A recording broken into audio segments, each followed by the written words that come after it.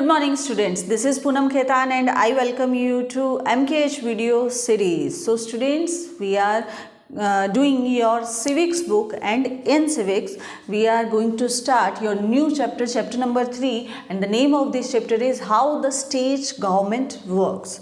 ठीक है, तो स्टेट गवर्नमेंट जो है वो कैसे वर्क करती है। इससे पहले की जो 2 चैप्टर्स हैं उनके अंदर भी हमने डेमोक्रेसी से रिलेटेड, इक्वालिटी और इन सब चीज़ों को भी कवर किया है।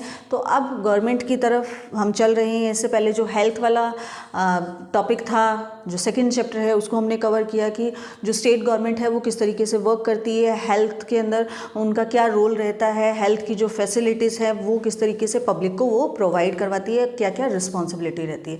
अब ये देखना है कि स्टेट गवर्नमेंट वर्क कैसे करती है। तो स्टूडेंट्स, आपने प्रीवियस क्लासेस के अंदर भी पढ़ा होगा कि जो गवर्नमेंट है इन इंडिया स्पेशली 3 तरीके से वर्क करती है। एक होता है, first one is local level, second one is state level and third one is central level. तो जो लोकल लेवल्स हैं तो उसमें आपकी जो म्यूनिसिपैलिटीज़ हैं, वार्ड के अंदर जो लोग वार्ड मेंबर्स हैं वो काम करते हैं। फिर जो विलेजेस हैं वहाँ पे सरपंच, पंचायत के लोग और ये सारे लोग काम करते हैं। ठीक है, फिर आप स्टेट लेवल पे आते हैं तो स्टेट लेवल पे आपको कौन रूल करता है, चीफ मिनिस्टर जो है वो रूल करते हैं। सेंट्रल लेवल पे आते हैं तो वहाँ पे कौन आपका हेड है, वहाँ पे पीएम आपके हेड है जो कि पूरी कंट्री को रूल कर रही हैं या लीड कर रही हैं। ठीक है, तो अभी ये जो यूनिट है that is related to state government. तो आज जो टॉपिक है वो क्या है हमारा, स्टेट गवर्नमेंट का। तो हम ये देखेंगे कि स्टेट गवर्नमेंट वर्क कैसे करती है, यहाँ के जो लोग हैं वो किस तरीके से इलेक्ट होके आते हैं। ठीक है, उससे पहले आपकी बुक के अंदर ही कुछ ब्लॉग्स के अंदर इस तरीके की दी हुई है, एक स्टोरी काइंड ऑफ दी हुई है। 2 स्टूडेंट्स जो हैं वो न्यूज़पेपर पढ़ रहे हैं। न्यूज़पेपर के अंदर वो देख रहे हैं कि एक पर्टिकुलर एरिया है तो वहाँ पे पानी की बहुत कमी हो गई है, वाटर शॉर्टेज हो गई है, लोगों को पानी नहीं मिल रहा है, बहुत 2-3 किलोमीटर्स जाना पड़ता है टू टेक वाटर। और जो पानी आ रहा है वो उसकी क्वालिटी जो है वो बहुत ही पुअर है, जिसकी वजह से लोगों को बहुत सारी डिजीज़ हो रही हैं जो कि वाटर से रिलेटेड है। डायरिया हो रहा है, कोलेरा हो रहा है, जिसकी वजह से लोग मर रहे हैं। तो they were surprise, both the girls were surprise कि क्या ऐसा हो सकता है, और ऐसा अगर हो रहा है तो फिर इनको वाटर कौन प्रोवाइड करवाएगा, किसकी रिस्पॉन्सिबिलिटी हो जाती है कि इन तक सारी जो फैसिलिटी है वो पहुँचे। फिर उन्होंने देखा कि जब वो स्कूल जा रही थी तो एक रोड साइड एक असेंबली हो रही है, मीटिंग हो रही है, बहुत सारे लोग इकट्ठे हो रखे हैं और कोई पर्सन वहाँ पे खड़ा है जो कि बोल रहा है कि इस तरीके की एक्टिविटी हो रही है, हमें आवाज़ उठानी चाहिए। पुलिस एक वुमेन है जो वुमेन ने उनको रोका कि आप दूसरी साइड से जाइए, यहाँ असेंबली हो रही है। तो वो सोच रही थी कि उन्होंने पूछा कि कौन है ये, तो शी टोल्ड हर कि ये एमएलए हैं। तो अब ये एमएलए जो वर्ड है ये आपने भी सुना होगा। तो इन सब चीज़ों के बारे में हम इस चैप्टर के अंदर डिस्कस करने वाले हैं। तो चलिए देखते हैं। ठीक है, government works at 3 levels, local, state and national level. ठीक है, 3 लेवल पे काम करती है आपकी जो गवर्नमेंट है इंडिया के अंदर, लोकल, स्टेट एंड नेशनल। आज हम स्टेट लेवल पे जो वर्क करती है गवर्नमेंट उसके बारे में बात करने वाले, हाउ स्टेट गवर्नमेंट वर्क्स। तो पाटलपुरम जो एक एरिया है हिमाचल प्रदेश का, उसकी स्टोरी अभी हमने बात की। So who is an MLA. अब एमएलए वर्ड आपने सुना होगा, और नहीं सुना तो अपने पेरेंट्स से, अपने जो भी घर में हैं बड़े बुजुर्ग, उनसे बात कीजिए, उनसे पूछिए कि आपके एरिया का एमएलए कौन है। तो कौन होता है एमएलए वो मैं अभी आपको बताने वाली हूँ, लेकिन आपके एरिया का एमएलए कौन है दैट आई डोंट नो, क्योंकि इंडिया के अंदर आप कौन से पार्ट के अंदर बैठ के मेरा वीडियो, हमारा ये लेक्चर देख रहे हैं, I really don't know. And I wish कि इंडिया के सभी कॉर्नर से ये वीडियो सब बच्चे देख रहे हो, जो कि आपके लिए हेल्पफुल हो सके। ओके, सो एमएलए जो है वो कौन होते हैं। इससे पहले आपने बहुत सारे और ऑफिशियल नेम सुने होंगे, लाइक कलेक्टर है ना, ऑफिसर, रजिस्ट्रार, कुछ ऐसे ऑफिस नेम सुने। तो एमएलए थोड़ा सा अलग साउंड कर रहा है। तो क्या होता है, देखिए जो बाकी नेम अभी मैंने बताए वो एडमिनिस्ट्रेशन से आते हैं, वो गवर्नमेंट जॉब से आते हैं, लेकिन जो एमएलए है वो पर्टिकुलर एक कोई गवर्नमेंट जॉब नहीं है। पहले इसकी फुल फॉर्म देख लेते हैं। So what is full form of MLA? M stand for member of, L stand for legislative, A stand for assemblies. तो member of legislative assembly, MLA या एमएलए, जो एक से ज़्यादा हो गई तो हम प्लूरल फॉर्म आ गई ना, ये एमएलए जो हैं वो क्या होते हैं, आर इलेक्टेड बाय पीपल, यानी कौन इलेक्ट करता है उनको, पीपल, यानी हम लोग, जो पब्लिक होती है। They form government. अब क्या होता है कि जब ये सारे एमएलए बन जाते हैं तो जिसकी मेजॉरिटी आती है जिस पार्टी की, वो क्या बनाती है, गवर्नमेंट बनाती है। अब आप सोचेंगे कि कैसे गवर्नमेंट बनाती है, किस तरीके से करती है, तो चलिए क्यों ना हम कुछ स्टेट वाइज कुछ इलेक्शन करवा के देखें। आपके यहाँ पे बुक के अंदर जो एक एग्जाम्पल दिया हुआ है वो दिया हुआ है आपके हिमाचल प्रदेश का, ठीक है। अब हिमाचल प्रदेश को 68 कॉन्स्टिट्यूएंसीज के अंदर डिस्ट्रीब्यूट किया हुआ है। आप ये एग्जाम्पल ले सकते हैं या आप अपने स्टेट का भी एग्जाम्पल ले सकते हैं, ठीक है। तो चलिए जो भी मैप है इस तरीके से, हिमाचल प्रदेश जो कि जम्मू कश्मीर से जस्ट डाउन है, और जो जहाँ पे शिमला है, ठीक है, ये वाले जो एरिया है वो किस में पड़ता है, हिमाचल प्रदेश। बहुत ही ब्यूटीफुल स्टेट है। तो हमारा इंडिया जो है, पहले तो आपको ये चीज़ क्लियर होनी चाहिए कि इंडिया को जानते हैं, इंडिया का मैप आपके माइंड में होगा कि किस तरीके का मैप है। तो वो इंडिया है वो डिफरेंट स्टेट्स और यूनियन टेरिटरीज के अंदर डिवाइड है। आई होप यू नो दैट, ठीक है। तो आपको ये पता है अलग अलग स्टेट्स हैं। अब हम पर्टिकुलर एक स्टेट की बात करें, हम किसकी बात करने वाले हैं, स्टेट गवर्नमेंट वर्क कैसे करती है, तो उसके लिए हम स्टेट की बात करनी पड़ेगी। तो अब डिफरेंट स्टेट जो है वो अब अपने आप में एक पर्टिकुलर एंटिटी, एक बॉडी हो गई, ठीक है। तो मान लीजिए ये HP है, यानी हिमाचल प्रदेश है। अब ये हिमाचल प्रदेश जो है वो भी एरिया वाइज डिफरेंट क्या है, कॉन्स्टिट्यूएंसी के अंदर डिस्ट्रीब्यूट हुआ है, मतलब डिवाइडेड है ये, ठीक है, इस तरीके से। तो ये कॉन्स्टिट्यूएंसीज किस तरीके से डिवाइड होती है, देखिए बहुत सारे डिस्ट्रिक्ट होते हैं हमारे स्टेट के अंदर, ठीक है। उन डिस्ट्रिक्ट होते हैं वो भी बहुत एरिया वाइज बहुत बड़े हो जाते हैं। तो एक डिस्ट्रिक्ट के अंदर बहुत सारी कॉन्स्टिट्यूएंसीज हो सकती है, ठीक है। तो मान लीजिए शिमला एक अपने आप में क्या है, डिस्ट्रिक्ट है। तो शिमला के आसपास की बहुत सारी जो तहसील है या जो एरिया, बड़ा एरिया है, वो अपने आप में एक अलग कॉन्स्टिट्यूएंसीज हो सकती है। तो इस तरीके से जो हिमाचल प्रदेश है उसको कितने पार्ट के अंदर इन्होंने डिवाइड किया है, 68 कॉन्स्टिट्यूएंसीज के अंदर डिवाइड किया हुआ है कि 68 कॉन्स्टिट्यूएंसीज हैं। अब ये मतलब एक अलग आप वो मान सकते हैं कि 68 पार्ट के अंदर हिमाचल प्रदेश को डिवाइड कर दिया छोटे छोटे पार्ट के अकॉर्डिंग, ताकि हम उसको अलग से उसको क्लासीफाई कर सके, उसको समझ सके कि कौन से कौन जीत के आ रहा है, ठीक है। अब क्या होगा कि यहाँ पे इलेक्शन हो रहे हैं, तो इन इलेक्शन को असेंबली इलेक्शन बोलते हैं। अब जो असेंबली इलेक्शन होते हैं वो किसको बनाने के लिए हम बना रहे हैं, होते हैं, वो होते हैं चीफ मिनिस्टर। जब आप अपने स्टेट का चीफ मिनिस्टर डिसाइड करना चाहते हैं तो उसके लिए हम कौन से इलेक्शन कंडक्ट करवाते हैं, हमारी election commission assembly election conduct करवाती है। 2 तरीके के इलेक्शन होते हैं, ऑल्दो ये आपके सिलेबस का पार्ट नहीं है, बट फिर भी आपकी जनरल नॉलेज के लिए मैं बता दूं कि 2 तरीके के इलेक्शन है मेजरली, और भी बहुत तरीके के होते हैं, लेकिन जो मेजर इलेक्शन होते हैं वो 2 तरीके के होते हैं। First one is general election. कौन से, जनरल इलेक्शन। जनरल इलेक्शन जिसको हम लोकसभा के इलेक्शन भी बोलते हैं, उसमें क्या होता है कि पूरे इंडिया के अंदर एक साथ में इलेक्शन होते हैं। एक साथ का मतलब 2-2, 3-3 दिन के गैप में जो है वो इलेक्शंस होते हैं। अब उस इलेक्शन के अंदर हम किसको इलेक्ट करते हैं, हम अपने PM को इलेक्ट करते हैं, ठीक है। हम अपने PM को इलेक्ट करने के लिए जो हमारे MPs होते हैं, उस टाइम हम किसको वोट डालते हैं, MP को। तो हम अपने MP को वोट कास्ट करते हैं, और जो जिस पार्टी के MPs ज़्यादा हो जाएंगे उस पार्टी का जो लीडर है वो कौन बन जाएगा, PM बन जाएगा। वो जनरल इलेक्शन होते हैं, ठीक है, उसको एक बार साइड में छोड़ दीजिए। फिर दूसरी तरीके के जो इलेक्शंस होते हैं वो कौन से होते हैं, असेंबली इलेक्शन। क्या बोलते हैं, असेंबली इलेक्शन, जिसको विधानसभा इलेक्शन भी बोलते हैं, ठीक है। तो ये असेंबली इलेक्शन हम किस लिए इंडिया के अंदर होते हैं, ये हम इलेक्शन यहाँ पे होते हैं कि स्टेट के अंदर कौन सी पार्टी की गवर्नमेंट आएगी। तो स्टेट के अंदर जैसे सेंटर के अंदर अलग गवर्नमेंट हो सकती है, और बाकी जो इंडिया के स्टेट्स हैं वहाँ से अलग पार्टी की गवर्नमेंट हो सकती है, यानी स्टेट वाइज अलग अलग गवर्नमेंट होती है।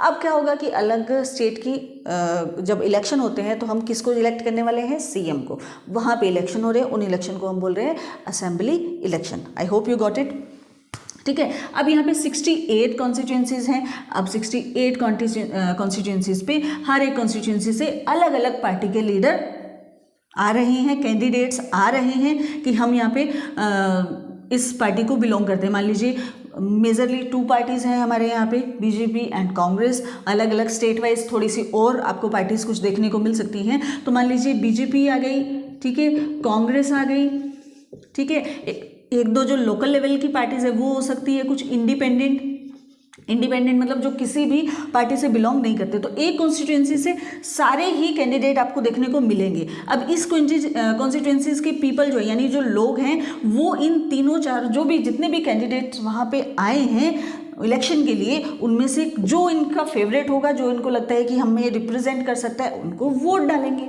ठीक है। फिर इस कॉन्स्टिट्यूंसीज के भी लोग इसको वहाँ पे अलग कैंडिडेट आए होंगे, यहाँ से अलग, यहाँ से अलग। तो इस तरीके से जो 68 कॉन्स्टिट्यूंसीज हैं वहाँ से अलग अलग पार्टी के लीडर या कैंडिडेट्स आते हैं और वहाँ के उस पर्टिकुलर एरिया के लोग उसी अपनी कॉन्स्टिट्यूंसी के ही लीडर को या कैंडिडेट को वोट कास्ट कर सकते हैं। हो गया।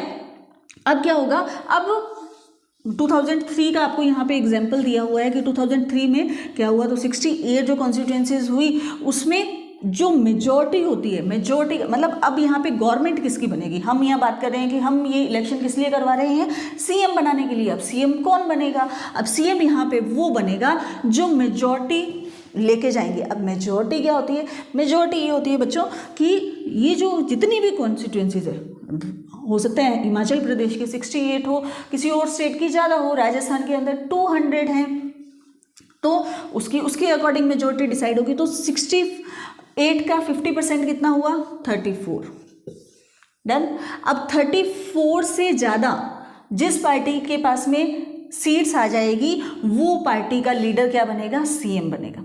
Got it. यानी अब इनमें से हिमाचल प्रदेश के अंदर 68 कॉन्स्टिट्यूंसीज पे इलेक्शन हुए।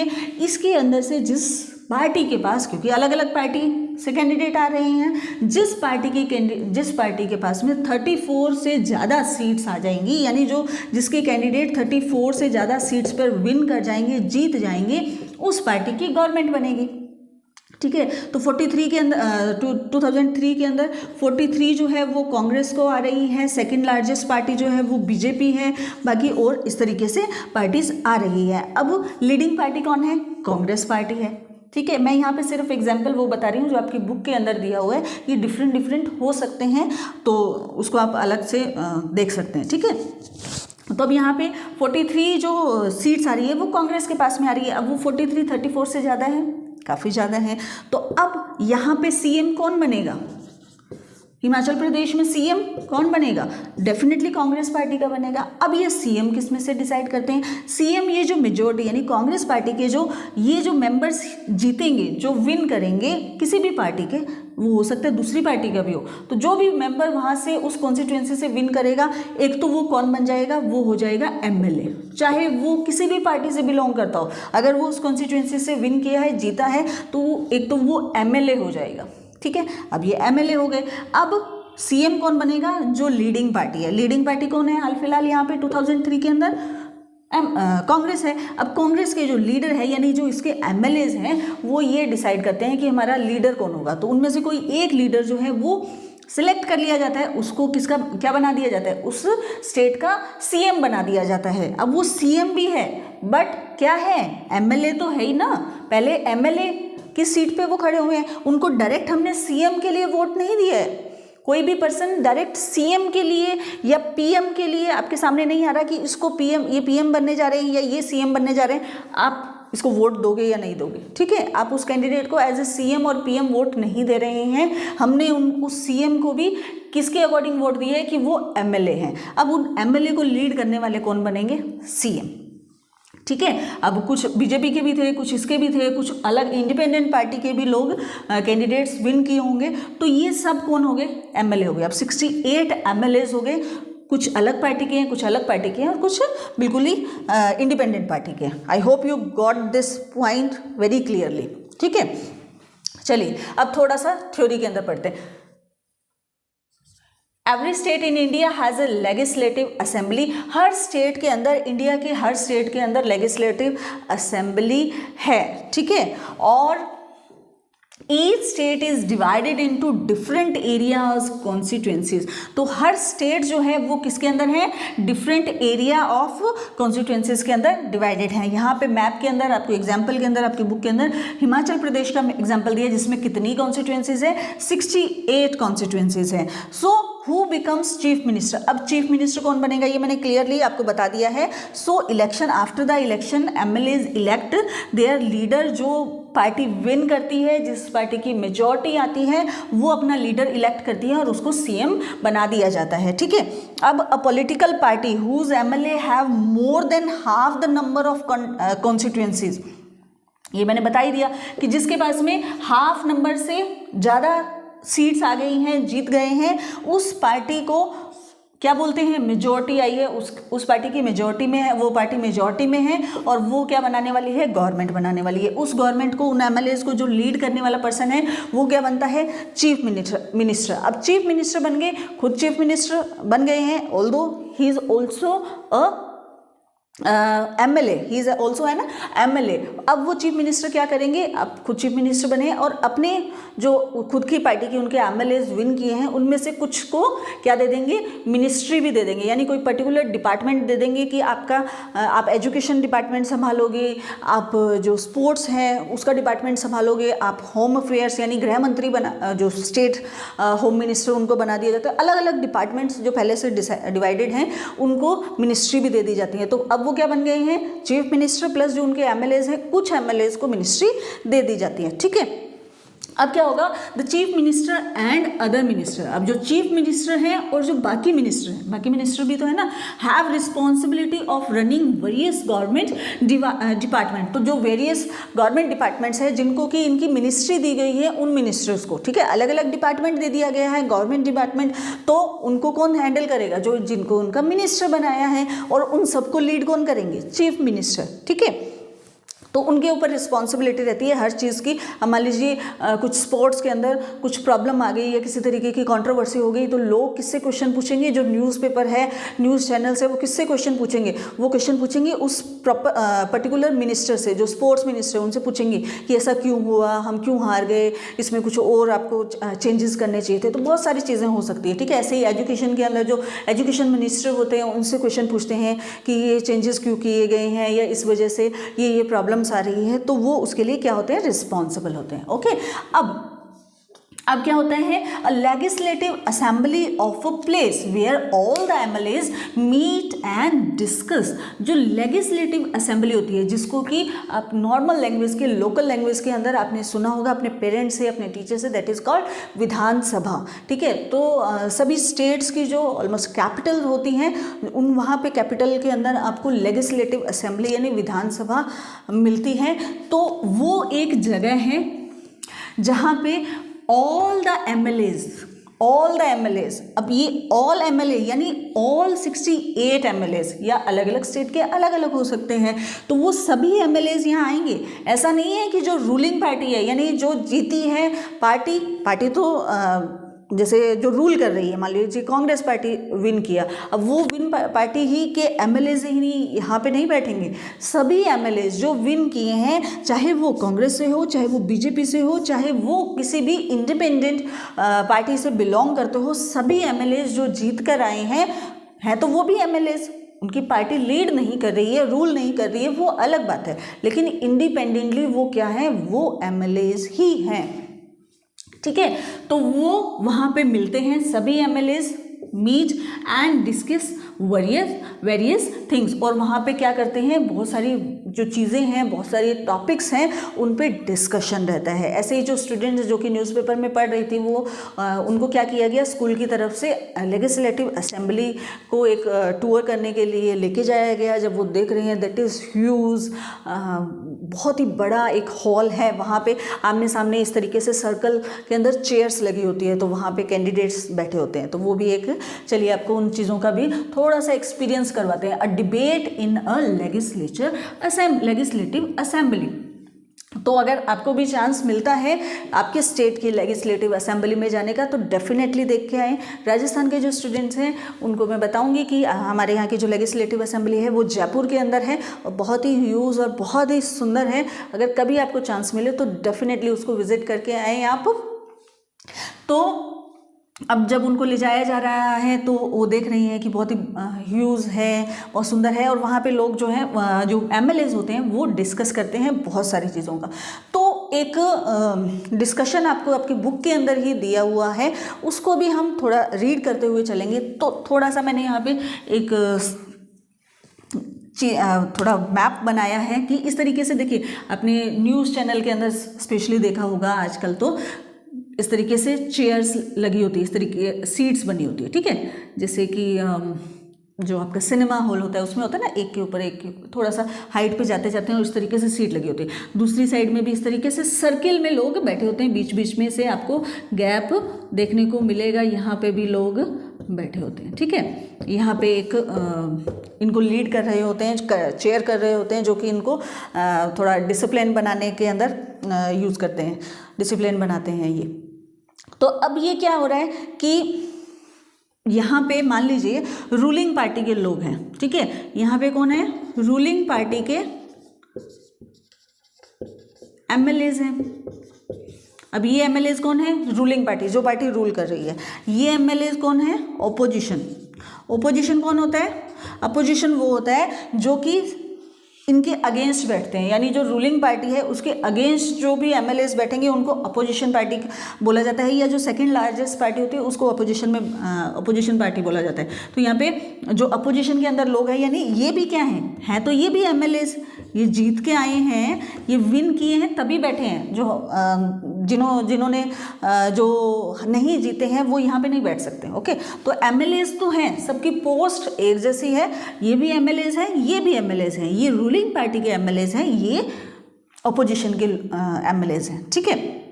अब क्या हो रहा है कि जो केस हमने पाटलपुरम जो एरिया है हिमाचल प्रदेश का, उसके बारे में डिस्कस कर रहे थे कि क्या हो रहा है। तो अब आपको बताया कि जो डिबेट होती है, डिबेट ऑन करंट प्रॉब्लम, जो भी मोस्टली जो डिबेट्स रहती हैं, जो करंट प्रॉब्लम्स हैं या बहुत न्यूज़पेपर में आ रही है, न्यूज़ चैनल्स पे आपको देखने को मिलती है, कुछ प्रॉब्लम हो गई है, कुछ कंट्रोवर्सी हो गई है, इशू हो गया है, उस पर डिस्कशन करते हैं लोग। उस पर किसको बोलते हैं? डेफिनेटली गवर्नमेंट की रिस्पॉन्सिबिलिटी है, तो गवर्नमेंट पे ही क्वेश्चन करेंगे। तो अब गवर्नमेंट पे क्वेश्चन करेंगे तो अब ये जो रूलिंग पार्टी है ये कौन है?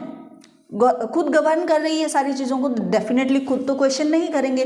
अब क्या होता है, अपोजिशन का काम क्या होता है कि जो गवर्नमेंट होती है, रूलिंग पार्टी होती है, उस पर क्वेश्चन करना। क्यों? क्योंकि जब तक ये क्वेश्चन नहीं करेंगे खुद तो आपको रियलाइज नहीं होगा। होता है ना कई बार ऐसा कि गवर्नमेंट को हो सकता है रियलाइज़ नहीं हो, जिस तरीके की प्रॉब्लम हमें पाटलपुरम में देखने को मिल रही है। तो उनमें से एक जो नंबर 1 जो एमएलए है वो खड़े हो रहे हैं, वो बोल रहे हैं कि जो मेरा एरिया, मतलब ये भी किसी कॉन्स्टिट्यूएंसी से जीत के ही आए हैं ना, कि जो मेरा एरिया है वहाँ पे गवर्नमेंट वाटर नहीं सप्लाई करवा पाई है, कितने टाइम से पानी नहीं आ रहा है वहाँ पे, हमारे यहाँ के जो लोग हैं उनको इतनी दूर तक पानी के लिए जाना पड़ता है। फिर दूसरा जो पर्सन है यहीं का जो एमएलए है सेकेंड, ये अपोजिशन से आके क्वेश्चन कर रहे हैं, ठीक है। अब ये दूसरा क्वेश्चन करता है कि मेरे यहाँ पे जो है पानी आ रहा है लेकिन उसकी क्लीनलीनेस नहीं करवा पा रहे हैं आप, साफ़ सफाई नहीं हो रही है, लोग बीमारियों से मर रहे हैं। थर्ड फिर जो अपोजिशन का एमएलए होता है वो क्वेश्चन करता है कि हमारे यहाँ पे आपने जो हेल्थ सर्विस है उसको बिल्कुल भी ओके नहीं कर रखा, वो जो डॉक्टर्स हैं वो बैठते ही नहीं हैं वहाँ पे और देखते नहीं हैं, डॉक्टर्स वहाँ पे कम है, वहाँ पे सीट जो है वो वैकेंट पड़ी है, वहाँ पे अपने डॉक्टर जो है वही अपॉइंट नहीं किए, तो बीमार लोग जो है वो कहाँ पे जाएंगे अपनी बीमारी के लिए, जो गवर्नमेंट हॉस्पिटल है वहाँ पे अपने फैसिलिटी नहीं प्रोवाइड करवाई है। तो इस तरीके से अलग अलग लीडर जो है एमएलएज वो क्वेश्चन कर रहे हैं। किसको क्वेश्चन कर रहे हैं? वो इनको रूलिंग पार्टी को क्वेश्चन कर रहे हैं, क्योंकि रिस्पॉन्सिबिलिटी किसकी बनती है? रूलिंग पार्टी की रिस्पॉन्सिबिलिटी बनती है। अब इनमें से एक एमएलए उठते हैं, ठीक है, मिस्टर एक्स जो है वो उठे, वो बोला कि नहीं ऐसा नहीं है कि हमारी गवर्नमेंट कुछ नहीं कर रही है, हमारी गवर्नमेंट जो है उसने इस तरीके से यहाँ पे वाटर फैसिलिटी भी प्रोवाइड करवाई है, हमने जो वाटर है उसके अंदर कुछ इस तरीके से उसको क्लीन करने की भी कोशिश की है। और जो फिर दूसरा जो एमएलए होता है वो बोलता है कि मान लीजिए हेल्थ डिपार्टमेंट से हैं, वो बोल रहे हैं कि इनको मिनिस्ट्री दी हुई है क्योंकि, तो ये हेल्थ मिनिस्टर जो है वो बोलते हैं कि नहीं ऐसा नहीं है कि डॉक्टर्स नहीं है या ये नहीं है, बट क्या करें जो पेशेंट है वो बहुत ज़्यादा है या वो पेशेंस नहीं रखते हैं और हल्ला ज़्यादा मचाते हैं। तो इस तरीके से ये क्या कर रहे हैं, ये क्वेश्चन का आंसर दे रहे हैं। तो ये क्या रहती है, डिबेट रहती है। अब मान लीजिए ये जो है ये हमारे चीफ मिनिस्टर हैं, अब इन्होंने सब इनकी भी बात सुनी, इनकी भी बात सुनी, अब रिस्पॉन्सिबिलिटी किसकी बनती है, चीफ मिनिस्टर की बनती है। अब इन्होंने कहा कि ठीक है हम ऑलरेडी कर रहे हैं, बट अब क्या करेंगे कि इस तरीके आप हमें सजेस्ट कीजिए कि क्या करना चाहिए। तो कुछ ये लोग इधर से सजेस्ट कर रहे हैं और कुछ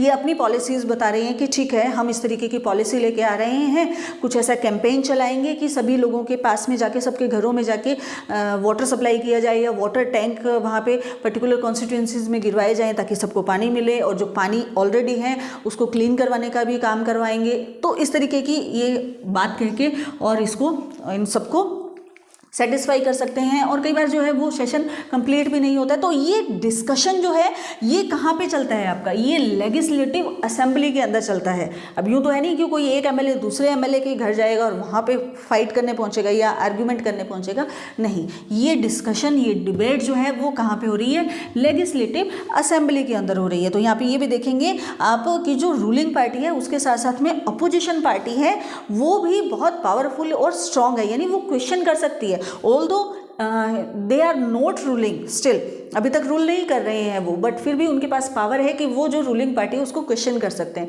और स्ट्रॉन्ग अपोजिशन होना भी इसलिए ज़रूरी है ताकि जो रूलिंग पार्टी है वो अपना काम अच्छे से कर सके।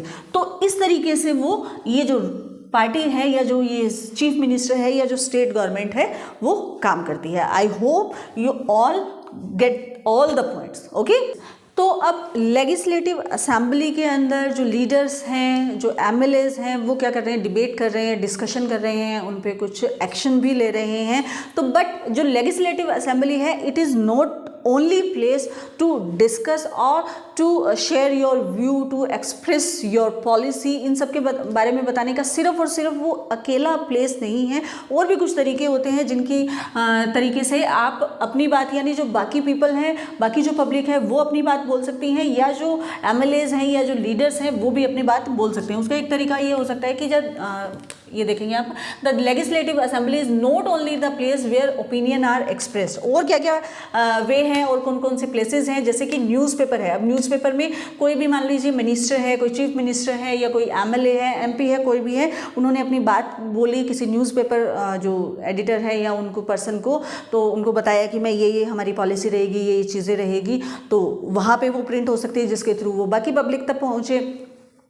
टीवी चैनल्स जो हैं वो आजकल बहुत ही मास कम्युनिकेशन एक मीडिया बन गया है, एक मीडियम बन गया है जिसके थ्रू हमारे उनकी बातें जो है वो हम तक पहुंचती है। और भी अदर ऑर्गेनाइजेशन रहती हैं जो कि they talk about the government democracy, view, express और एवरीथिंग, जो भी उनकी पॉलिसीज़ रहती हैं वो उनको बता सकते हैं। प्रेस कॉन्फ्रेंस जो है वो एक बहुत ही कॉमन कम्युनिकेशन मीडियम है। जैसे कि अभी जैसे हमने एग्जाम्पल ले रहे थे कि लेजिस्लेचर असेंबली के अंदर डिस्कशन हो रहा है, चीफ मिनिस्टर ने कुछ डिसीजन लिए, तो वो क्या करते हैं, वो बाहर आके और एक प्रेस कॉन्फ्रेंस करते हैं। प्रेस कॉन्फ्रेंस क्या होती है, प्रेस कॉन्फ्रेंस के अंदर आप देखते हैं कि कुछ इस तरीके से टेबल चेयर लगे होते हैं और वहाँ पे बहुत सारे माइक्स आपको देखने को मिलते हैं। माइक्स का मतलब वो माइक्स होते हैं वो अलग अलग न्यूज़ चैनल का या जो न्यूज़पेपर होते हैं इवन उनका माइक होता है वो, तो उसमें जो भी चीफ मिनिस्टर या जो भी उसको कंडक्ट कर रहा है उस प्रेस कॉन्फ्रेंस को, उनकी बात आप तक पहुँचती है, वहाँ पर पहुँच गई।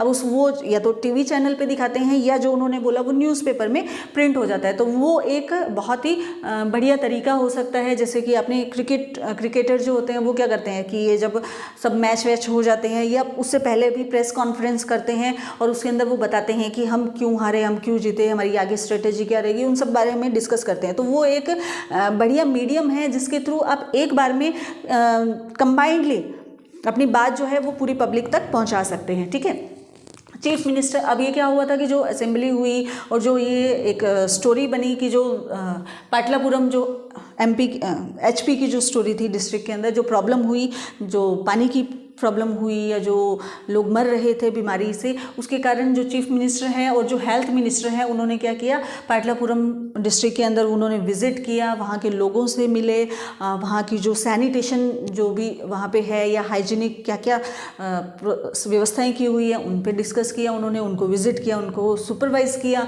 विजिटेड हॉस्पिटल के अंदर भी विज़िट किया ताकि जो लोग बीमारी के कारण हॉस्पिटलाइज थे उनसे मिल के आए, उनकी प्रॉब्लम सुनी, उनसे बात की, ठीक है। और कुछ अनाउंसमेंट भी कर रहे हैं कॉम्पनसेशन के लिए। कॉम्पनसेशन मतलब जिनकी भी फैमिली से किसी की डेथ हो गई इस बीमारी के कारण या इस रीज़न से, तो उनको कॉम्पनसेशन भी दे रही है। मान लीजिए 5,000 पर फैमिली या 10,000 या लाख के अंदर भी हो सकती है। तो आप ये सोचेंगे कि ये गवर्नमेंट जो है वो कॉम्पनसेशन क्यों दे रही है। डेफिनेटली कॉम्पनसेशन दे रही है, आपने सेकेंड चैप्टर के अंदर भी रीड आउट किया था, क्योंकि ये सारी जो बेसिक नीड्स फुलफिल करने की ड्यूटी किसकी है, गवर्नमेंट की है। तो गवर्नमेंट की ने सही तरीके से सारे जो स्ट्रेटेजी नहीं फॉलो की, सारी फैसिलिटी उनको अवेलेबल नहीं करवाई, इसी वजह से ये सारी प्रॉब्लम्स आई। तो उनको कंपनसेट करना किसकी रिस्पॉन्सिबिलिटी है, स्टेट गवर्नमेंट की रिस्पॉन्सिबिलिटी है। The government can also decide to make new laws, यानी और भी कुछ न्यू लॉज जो है वो गवर्नमेंट लेके आ सकती है। डिपेंड करता है कि किस तरीके की चीज़ें हैपन हुई है। लाइक वहाँ पे सैनिटेशन बढ़िया नहीं था, साफ़ सफाई अच्छी नहीं थी, वाटर जो है कंटेमिनेट हो रखा था, पॉल्यूटेड हो रखा था, जिसकी वजह से लोग बीमार हो रहे थे। तो उसके लिए एक नए लॉ भी बना सकते हैं आप। जैसे कि आजकल काफ़ी टाइम से पूरा 4-5 ईयर्स 3-4 ईयर्स हो गए हैं, जैसे एक स्वच्छ भारत अभियान जो है हमारे पीएम ने चलाया, श्री नरेंद्र मोदी जी ने। तो अब उसके अंडर एक लॉ बन गया है। अब उसके अंडर क्या होता है कि अगर आप कहीं पे भी बाहर कचरा गिराते हैं या अपने घर के बाहर भी अगर कचरा गिराते हैं तो आप पे पनिशमेंट लग सकती है, जुर्माना लगता है, आपको वहाँ पे सबमिट करवाना पड़ता है। तो उसकी वजह से क्या हो रहा है, लोगों के अंदर अवेयरनेस आ रही है। लोगों के अंदर अवेयरनेस के बहुत सारे तरीके जो हैं वो अनाउंसमेंट के थ्रू उन तक पहुँचाए जा रहे हैं, बट वो एक तरीका इसलिए है ताकि लोग वो करने से बचें, अवेयर होने के साथ साथ में उन चीज़ों से वो एक्टिविटी ना करें। तो इस तरीके से कुछ लॉ भी बनाए जा रहे हैं, कुछ हेल्थ फैसिलिटीज़ प्रोवाइड करवाने के थ्रू, या ऐसा किया जा सकता है कि वहाँ पे पर्टिकुलर इतने हॉस्पिटल्स के अंदर जो है वो डॉक्टर्स अवेलेबल रहने चाहिए, इतने आवर से इतने आवर अवेलेबल रहनी चाहिए, सारी फैसिलिटीज़ प्रोवाइड करवाई जाए। तो कुछ लॉ जो है उनके अंदर चेंज भी कर सकते हैं और नए लॉ भी लेके आ सकते हैं जो भी प्रॉब्लम हुई है उसके रिगार्डिंग। तो ये काम भी किसका है, गवर्नमेंट का है, यानी पर्टिकुलर स्टेट गवर्नमेंट का काम है। अब जो डेमोक्रेसी के अंदर एमएलए जो है वो कौन है, वो रिप्रेजेंटेटिव हैं, किसके, जो लोग हैं जिन्होंने उनको चुन के सिलेक्ट करके वहाँ पे बिठाया है उन एमएलएज को। तो उनकी ड्यूटी बन जाती है, जैसे हमने देखा कि जो चीफ मिनिस्टर है या जो उनकी मिनिस्ट्री जिनको भी दी हुई है, तो अलग अलग डिपार्टमेंट हो सकते हैं, agriculture department, education department, health department और भी अलग अलग डिपार्टमेंट। तो जिस तरीके से लोग उनसे क्वेश्चन पूछ सकते हैं, अब हेल्थ से के रिगार्डिंग कुछ इशू हुए तो लोग हेल्थ मिनिस्टर से और चीफ मिनिस्टर से क्वेश्चन पूछ रहे हैं। अब ऐसे ही कुछ हो सकता है, एग्रीकल्चर से रिलेटेड कोई इशू हो तो वो पीपल जो है या जो फार्मर्स हैं वो किससे क्वेश्चन करेंगे, वो एग्रीकल्चर जो मिनिस्टर है उनसे बात करेंगे। जो एजुकेशन से रिलेटेड कोई इशू होगा तो एजुकेशन मिनिस्टर से बात करेंगे। तो जो मिनिस्ट्री है उनकी भी बहुत रिस्पॉन्सिबिलिटी हो जाती है, और वो एमएलएज जो कि एमएलए हैं बट रूलिंग पार्टी से नहीं है, अपोजिशन पार्टी से हैं, उनकी भी उतनी ही रिस्पॉन्सिबिलिटी बनती है, क्योंकि उस पर्टिकुलर एरिया से, उस कॉन्स्टिट्यूएंसी से उन एमएलएज की रिस्पॉन्सिबिलिटी बनती है। डजंट मैटर कि आप रूलिंग पार्टी से बिलोंग करते हैं या अपोजिशन पार्टी से बिलोंग करते हैं, लोगों ने आपको रिप्रेजेंटेटिव बना के भेजा तो डेफिनेटली आपकी रिस्पॉन्सिबिलिटी बनती है, ठीक है। और करते भी हैं लोग काम। उसका एक रीज़न ये हो सकता है कि एक तो जो हमारा कॉन्स्टिट्यूशन है वो इस चीज़ की हमें, यानी आम जो जनता है या जो पब्लिक है उसको ये राइट देती है कि आपकी ये राइट है आपका इन सभी फैसिलिटीज़ को रिसीव करने का, ठीक है। और एक थोड़ा सा इनको हारने का भी डर रहता है, तो बहुत सारी चीज़ें काम करती हैं और वो अपना काम करते हैं ये, क्योंकि इनके पास में मेन अथॉरिटी रहती है, तो डेफिनेटली पब्लिक क्वेश्चन भी इन्हीं से करेगी। ओके स्टूडेंट्स, तो इस तरीके से आपने देखा कि हमारी स्टेट गवर्नमेंट जो है वो वर्क करती है, तो किस तरीके से काम करती है, कैसे गवर्नमेंट बनती है और कैसे वो अलग अलग डिपार्टमेंट बना दिए जाते हैं जो कि अलग अलग फील्ड को वॉच करते हैं, सुपरवाइज करते हैं और उन सब के लिए रिस्पॉन्सिबल भी होते हैं। So I hope you get all these points और सब कुछ समझ में आ गया हो आपको। तो मिलते हैं नेक्स्ट वीडियो में स्टूडेंट। टिल देन आप इस चैप्टर को पूरा रिवाइज करें, टेक्स्ट बुक के क्वेश्चन करें, बीच में से भी क्वेश्चन आ सकते हैं, उन सबको भी आप लगा के देख सकते हैं। So thank you, have a nice day.